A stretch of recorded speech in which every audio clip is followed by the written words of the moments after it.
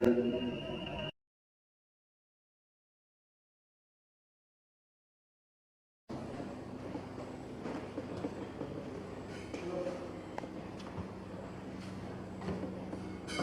saya Alvisa Fariski dan rekan saya Abdul Rahim. kami dari Human Insan Cendekia Siang. My ML pakai sampai. Pakai sampai tangan kepas. Dark matter. Mari kita bahas.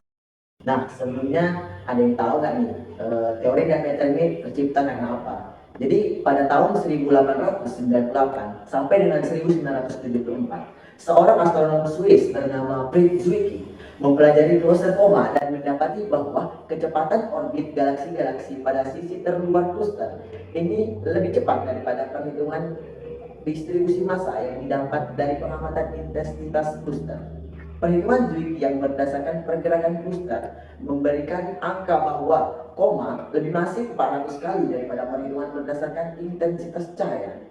Permasalahan adanya massa yang hilang oleh Zwicky dipostulatkan keluar ada materi yang luput dari pengamatan para astronom. Materi tersebut tidak dapat dijangkau oleh cahaya. Inilah yang disebut dengan dark matter. Dark matter atau yang biasa disebut dengan materi gelap adalah materi yang tidak dapat terdeteksi dari radiasi yang dipancarkan. Akan tetapi kehadirannya dapat dibuktikan oleh efek-efek gravitasi materi-materi yang tampak seperti bintang dan galaksi.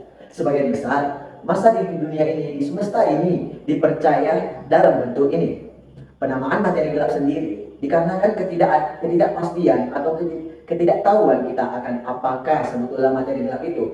Dan sampai saat ini ilmuwan masih meneliti apakah sebenarnya materi gelap dan energi gelap. Keduanya dapat diyakini dalam perhitungan, tapi kita belum tahu bagaimana bentuknya. Berdasarkan pemaparan rekan saya tadi, maka kalian pasti bertanya-tanya, apa partikel yang cocok menjadi kandidat dark matter?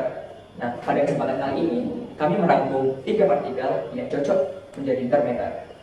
Yang pertama adalah WIMP atau Weakly Interactive Massive Particle.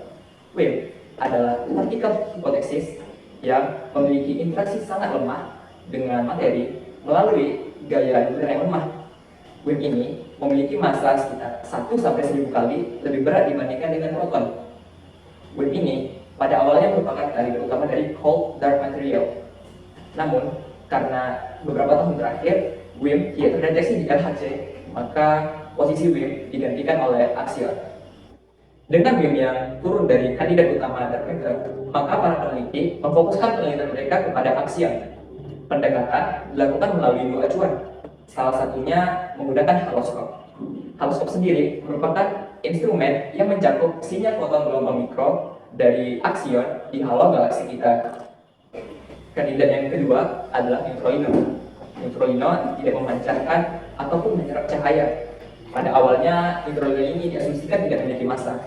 Namun, suatu percobaan membuktikan bahwa neutrino ini dapat berubah dari satu spesies ke spesies lainnya, di mana perubahan bentuk spesies ini mengharuskan mereka memiliki massa, sehingga para peneliti menyimpulkan bahwa neutrino memiliki massa namun sangat kecil. Dan kandidat terakhir adalah neutrino steril. Neutrino steril ini merupakan bentuk dari neutrino, namun sangat sulit untuk berinteraksi dengan materi lainnya dikarenakan membutuhkan waktu 1 usia alam semesta untuk partikel ini berinteraksi dengan materi lain.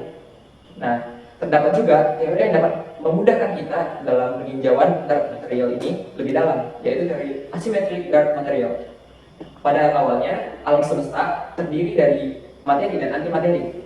Materi dan antimateri ini bertabrakan dengan ganas, sehingga entah bagaimana hanya materi yang tersisa.